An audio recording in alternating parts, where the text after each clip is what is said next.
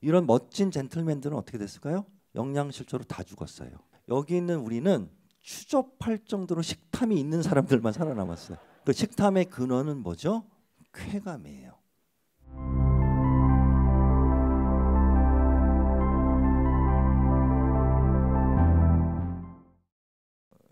이게 여러분 지금 사막을 횡단을 했는데 제가 등 뒤에 이걸 보고 있다가 두 가지 물체를 딱 보여드렸을 때 이게 물이에요. 시원한 물이고 이거는 포인트 돌이라고 합시다.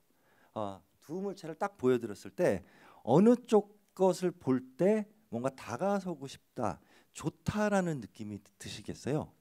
말할 필요도 없죠. 우리는 썩은 음식, 신선한 과일, 건강한 사람, 병든 사람, 딱 봤을 때 반사적으로 우리가 쾌감이라든지 좋다라는 어떤 느낌이 이 전구 같은 게 뇌에서 켜지는 거는 이쪽이죠. 어려운 질문 해볼까요? 쉬운 현상에 대해서. 왜 우리는 이쪽 게 이것보다 더 좋을까요? 이 상황에서. 가령 60만 년 전에 우리 호모사피엔스 중에서 왼쪽에는 지금 옵션이 있어요. 약간 2달 된 바나나, 썩은 바나나, 지금 따온 신선한 바나나 고기. 딱 봤을 때 우리는 당연히 이쪽 게 좋다고 덤벼들려고 하는데 이 양반은 농담이 아니라 진심으로 이쪽 게 더 좋대요. 우리를 약간 이해 못해. 니네 신선한 게 좋니? 야, 바나나는 썩어야 제맛인데?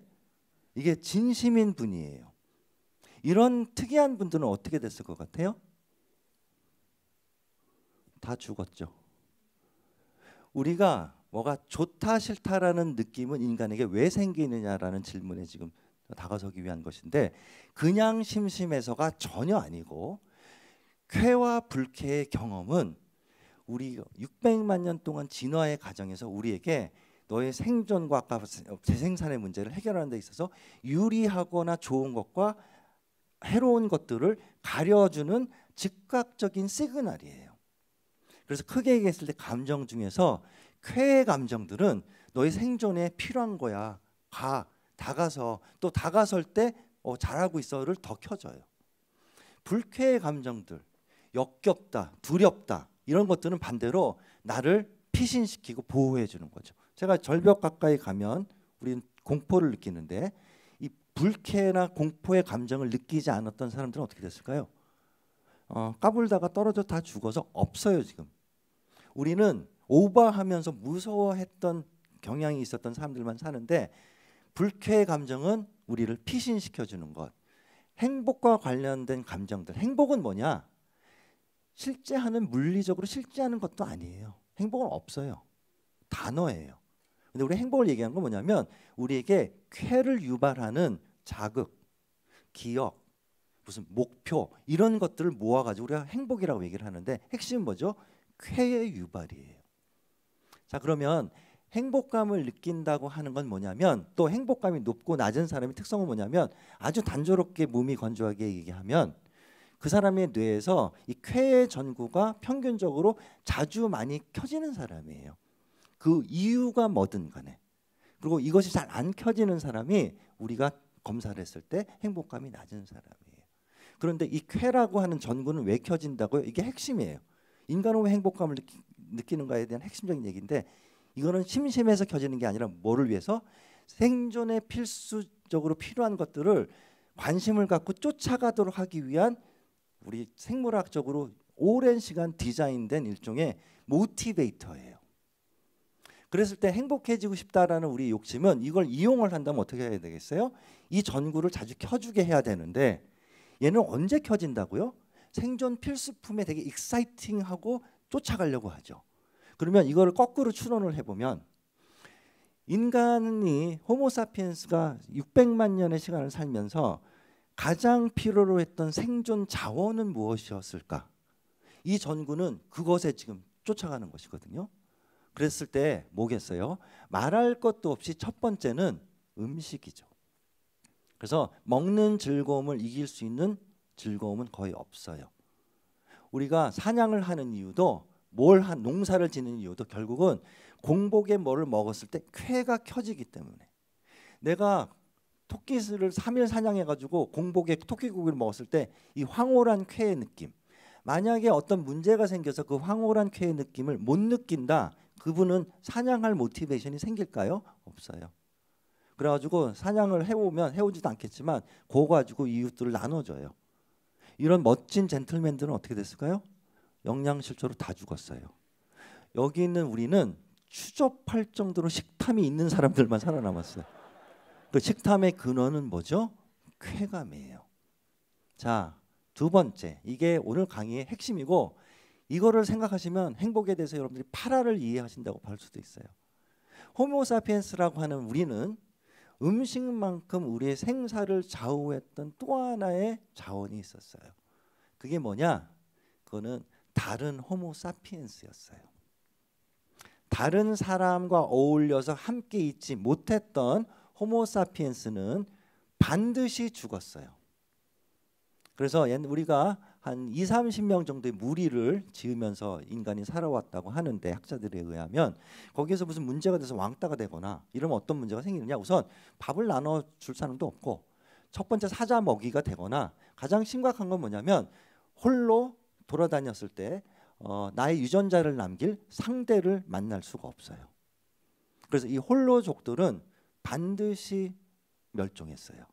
우리는 누구냐면 선별적으로 우리의 선조가 된 분들은 대물림을 끝까지 성공적으로 하신 분들이잖아요. 이분들은 평균 호모사피엔스에 비해서 상당히 사회적인 스킬 같은 게 높았고 그걸 잘 지내던 사람이에요. 그래서 인간의 뇌는 뭐에 제일 무서워하느냐? 배고플 때 무섭죠. 또 뭐에 제일 무서워하겠어요? 혼자 있을 때예요. 혼자 있으면 죽었다. 이게 오늘날 같은 세상에서 되게 극단적인 것 같죠. 근데 제가 예시를 하나 드리면, 박쥐들, 이 흡혈박쥐라고 하는 애들이 있어요. 드라큘라 같은 이빨을 가지고 있어요. 정말 무서운 애들인데, 얘네들의 주식은 피예요. 밤에 사냥을 해서 무슨 가축 피를 빨아서 어미들이 동굴에 돌아와서 자식들에게 피를 나눠주는 이런 일상의 어떤 삶인데, 가끔 가다가 이 박쥐들이, 엄마들이 사냥을 당연히 허탕을 치는 날들이 있겠죠. 그러면 사냥을 못했어요.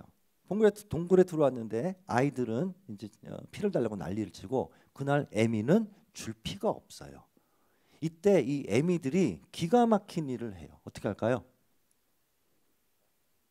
자기 피를 준다, 이렇게 또 생각하시는 분들 아주 합당한 생각이신데, 제가 보기에는 그거는 한국의 엄마들만 할 수 있는 일이에요. 얘네들은 또 다른 기가 막힌 일을 하는데 뭘 하느냐면요, 그날 옆집에 가서 피를 꿔요. 순이 엄마 오늘 피 좀 꿔줘라. 순이 엄마가 와서 우리 애들 먹이고 내가 피를 많이 가진 날 가서 갚아요. 언제 누구한테 얼마만큼의 피를 꽂는지를 컴퓨터까지 기억해서 그걸 거의 컴퓨터같이 갚아요. 야생에서의 친구는 뭐냐? 수다 떨려고 있는 게 아니라 내 생존의 뭔가 안전 보장 장치예요. 그래서 이 박쥐들도 친구가 많은 박쥐와 없는 박쥐의 평균 수명이 한 3-4년 차이가 난다고 하거든요. 자, 그랬을 때 박쥐 얘기를 하려고 하는 게 아니라, 이게 단지 어떤 박쥐 얘기냐? 제가 몇 년 전에 뉴욕타임스에 나온 기사를 보면서 끄덕끄덕하게 되었는데, 현재 미국 사회, 코로나 전에 화성에 탐사선을 보내는 이 최첨단 과학국, 현재 미국 사회에서의 성인의 사망 요인 1위가 뭔지 아세요? 1위는 사회적 고립이에요. 지금도 제일 많은 사람을 죽게 하는 거는 고립이에요. 그래서 지금 말씀하신 것처럼 인간이 가장 공포스러워하는 감정은 뭐냐? 혼자예요. 그것을 극단적으로 보는 예시를 제가 하나 보여드리려고, 이게 한 5년 전에 미국에서 있었던 실화인데, 뉴욕 맨하탄 그 커다란 도시에서 살고 있던 30대 후반의 싱글남, 그 친구 이름이 제프래요. 라는 친구가 있었는데, 이 친구가 가을에 여자친구랑 헤어지고 외로움에 몸부림을 치다가 이러면 더 이상 안 되겠다 싶어가지고 극단적인 조치를 취했어요. 뭘 했느냐면, 이 집에 프린터에다가 그냥 A4 용지에다가 누구든 나랑 무슨 얘기를 해도 좋으니 제발 나한테 전화 좀 해줘라. 자기 전화번호 쓰고 외로운 제프 이렇게 찍어서 이 전단지를 뉴욕시를 걸어다니면서 전봇대에다 붙이고 다녔어요. 상상을 해보세요. 종로바닥에 나 외로우니까 전화 좀 해달라. 놀랍게도 그 전화번호에 전화를 한 사람이 무려 7만 명이 넘는 사람이 전화를 했어요. 미국에서만 전화한 게 아니라 흥미롭게도 전 세계에서 전화를 했고 흥미롭게도 한국에서 전화한 통화도 기록돼 있어요. 혹시 여러분들 중에서 제프한테 전화하신 분 있어요? 인간이 이 뇌가 적극적으로 찾고 있는 자원은 뭐라고요? 음식만큼 중요한 게 사람이에요. 그럼 앞에 얘기랑 우리 묶어볼까요? 봤더니 외향적인 애들이 제일 해피해. 도대체 왜 그러니? 외향적인 사람들은 이 행복 전구를 올리는 대표적인 스위치인 사람을 일상에서 깔아놓고 살고 있어요. 그래서 확률적으로 이게 자꾸 켜지는 그런 어떻게 하면 행운 같은 것들이 있는 것인데 그건 무슨 얘기냐? 내 행복감이 좀 높지 못한다라고 생각하는 사람들은 일종의 모방이 필요해요. 행복감은 이 뇌에서 만드는 거예요. 근데 이 뇌의 초미의 관심사는 뭔데? 21세기에 지금 맞춰진 뇌가 아니라 수백만 년 동안 지금 우리를 생존 가능케 했던 뇌에 있어서의 절대적으로 중요한 거는 기본 의식주의 문제만큼 중요했던 게 다른 호모사피엔스와의 본딩이에요. 이 부분이 뭔가 깨졌다. 힘들죠.